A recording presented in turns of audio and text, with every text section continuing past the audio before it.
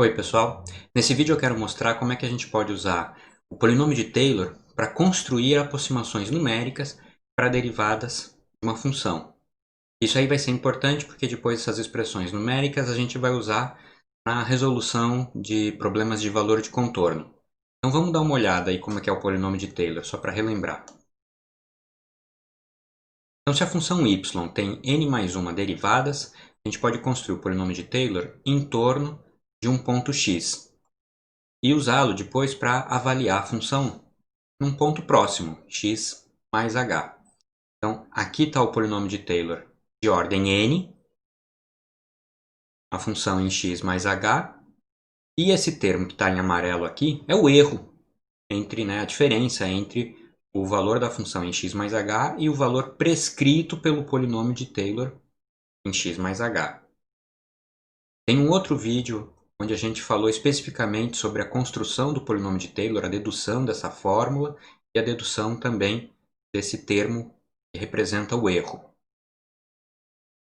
Eu vou mostrar como que a gente usa agora esse polinômio de Taylor para construir aproximações para derivadas, imaginando que a gente tem a função avaliada em cima de uma malha. Então esse passo h, esse valor h vai estar fixo e os pontos da malha eu vou chamar de xj. Então, o que eu quero é estimar uma derivada num ponto xj da malha, e para isso eu vou combinar a aproximação de Taylor avaliada em pontos próximos do xj. Então vamos dar uma olhada, por exemplo, como é que fica isso no caso da derivada primeira, de uma aproximação para a derivada primeira. Veja só, então xj é algum ponto da malha, xj mais 1 é um ponto imediatamente seguinte, então a distância entre xj mais 1 e xj é o que eu estou chamando de h. Eu construí aqui o polinômio de Taylor grau 1. E esse aqui então é o termo que mede o erro, a diferença entre o polinômio de Taylor e o valor da função. E esse termo daqui é proporcional a h ao quadrado, derivada segunda da função, avaliada em algum ponto que a gente não sabe quem é.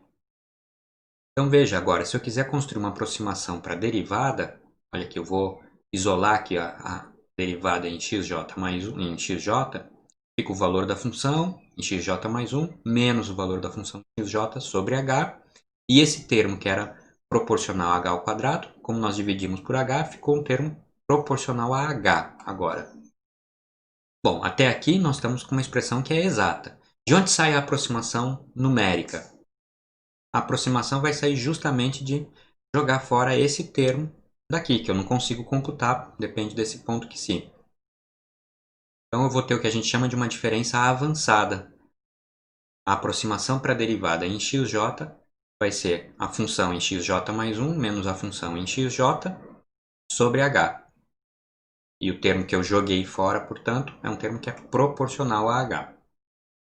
Bom, aqui eu construí uma aproximação para a derivada usando o valor da função num ponto que está à frente do xj, por isso diferença avançada. Mas eu podia ter construído também uma aproximação usando um ponto que está atrás do xj. Então, aqui de novo eu escrevi o polinômio de Taylor de grau 1 avaliado agora em menos h, para produzir o valor da função em xj menos 1. Novamente isolei a derivada primeira, só que agora ela ficou o valor da função em xj menos y em xj menos 1 sobre h. Então isso dá origem ao que a gente chama de uma diferença atrasada. A aproximação é a função no ponto xj da malha menos a função no xj menos 1 sobre h. De novo, o termo que eu estou jogando fora nessa aproximação é um termo que é proporcional a h. A gente construiu então duas aproximações para derivadas até aqui, a diferença avançada e a diferença atrasada, sempre a função no ponto xj, menos no xj menos 1 para dar a diferença atrasada, ou no xj mais 1 para dar a diferença avançada. Vamos construir agora uma aproximação que usa os dois pontos, tanto o xj menos 1 quanto o xj mais 1. Então vamos dar uma olhada aí como é que fica. Olha lá, escrevi de novo aqui a função em xj mais 1, mas agora eu estou construindo um polinômio de Taylor de grau 2. Veja que eu vou até a derivada segunda aqui. Portanto, o termo do erro é proporcional a h ao cubo. Escrevi também esse mesmo polinômio, só que avaliado no menos h, para produzir o valor da função em xj menos 1. Percebe que aqui o sinal da primeira derivada troca, o sinal da derivada segunda se mantém o mesmo, né? O que acontece agora se a gente subtrai a expressão de cima da de baixo? Esse termo se cancela, esse aqui vai aparecer somando, vai ter um 2h, esse se cancela e esse vai permanecer. Então a minha derivada primeira agora vai ficar como y em xj mais 1 menos y em xj menos 1. Aqui, lembra, o coeficiente ficou um 2h, então aqui eu tenho 2h dividindo. E esse termo do erro vai ficar proporcional a h ao quadrado. Percebe que aqui eu usei um artifício, né?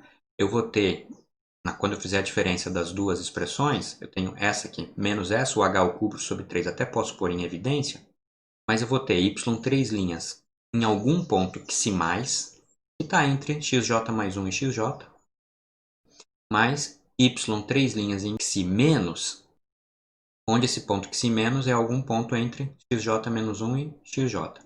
Então, na verdade, aqui tinha que aparecer a derivada terceira em xi mais a derivada terceira em xi menos. Então, aqui eu usei o seguinte argumento. Eu vou ter y 3 linhas em xi mais y 3 linhas em xi menos. Se a derivada terceira é uma função contínua, então tem uma função contínua somada em dois pontos. Imagina que se eu estivesse dividindo por 2, seria a média da função nesses dois pontos. E se a função é contínua, a média dela, a média do valor da função em dois pontos, é o valor da função em algum ponto intermediário, né? Porque a média está entre os extremos, então é um valor intermediário, e se a função é contínua, em algum momento a função passou por aquele ponto. Então isso significa que essa soma de funções em pontos distintos, a gente pode trocar por duas vezes a função em algum ponto intermediário. Foi o que aconteceu. Eu troquei, então, a soma desses dois valores por duas vezes a função em algum ponto intermediário xi.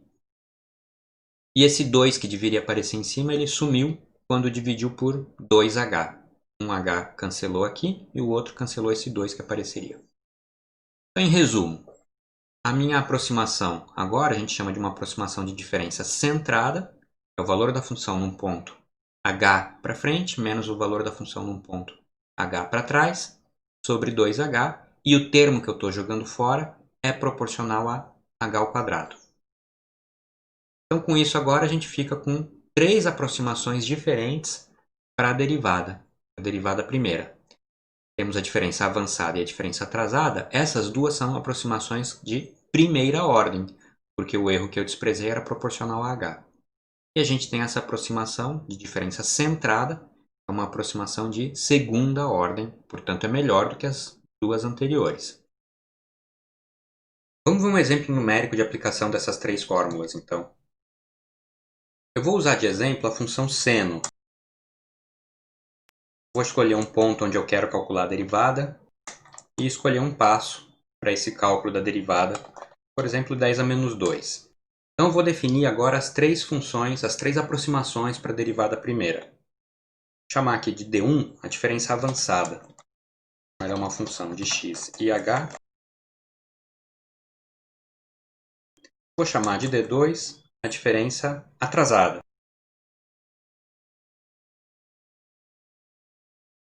E vou chamar de DC a diferença centrada.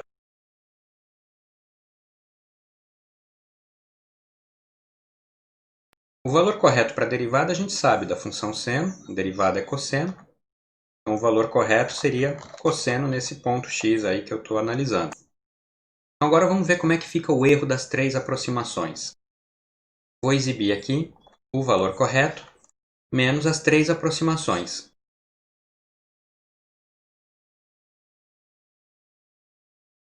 E aqui eu estou usando um recurso, uma liberdade que o Octave permite. Estou subtraindo, né, um escalar de um vetor, ele vai subtrair esse escalar de cada componente desse vetor. Tanto a diferença avançada quanto a diferença atrasada forneceram erros da mesma ordem, enquanto que a diferença centrada produziu uma qualidade bem melhor. Já era o esperado. Vamos construir agora uma aproximação para a derivada segunda. Também é importante ter aproximação de diferenças finitas para a derivada segunda. é muito usado depois na resolução de problemas de valor de contorno, de equações diferenciais de segunda ordem. Então vamos dar uma olhada de novo no polinômio de Taylor. Agora eu construí o polinômio de Taylor até o grau 3. Então o erro aqui fica proporcional a h à quarta. E eu estou construindo o polinômio de Taylor avaliado em h, portanto, para descobrir o valor de xj mais 1. Percebe que esse polinômio de Taylor avaliado em menos h, portanto, para o xj menos 1, fica muito parecido. A única diferença é que os termos ímpares trocam de sinal. Então veja aí, essa aqui é a expressão no xj menos 1, no xj mais 1. Menos 1, mais 1. Portanto, fica fácil de ver. A expressão no xj mais ou menos 1 só tem essa troca de sinal nesses dois termos. Então, se a gente somar o valor da função em xj mais 1 com o valor da função em xj menos 1, esses termos de ordem ímpar vão se cancelar, vai sobrar apenas os termos de ordem par. Isolando aí o valor da derivada segunda, a gente fica com essa expressão, e esse termo aqui, de ordem par, vai ficar proporcional a h ao quadrado. E daí sai a nossa aproximação para a derivada segunda, também é uma diferença centrada. Eu uso o valor da função um ponto à frente, mais o valor da função um ponto atrás, menos o valor da função multiplicado por 2 aí no ponto central. Então essa aqui também é uma aproximação de segunda ordem. Bom, com isso então a gente tem 4 aproximações, 3 aproximações para a derivada primeira, uma aproximação para a derivada segunda, mas na aproximação para a derivada primeira, aquela de diferença centrada é uma aproximação de segunda ordem, assim como foi a aproximação de segunda ordem, essa que a gente acabou de construir para a derivada segunda. Num outro vídeo a gente vai ver como essas aproximações são usadas para resolver um problema de valor de contorno, uma equação diferencial. E no vídeo em que eu falei sobre polinômios de Taylor em geral, eu mostrei também como é que a gente deve escolher o valor de h quando você quer usar essas aproximações para computar diferenças derivadas numericamente, né? Então dá uma conferida lá naquele outro vídeo, porque esse h parece que quanto menor a gente escolher, melhor fica, mas tem que tomar um cuidado quando a conta é feita em precisão finita. Dá uma conferida lá. É isso aí, pessoal. Até o próximo vídeo.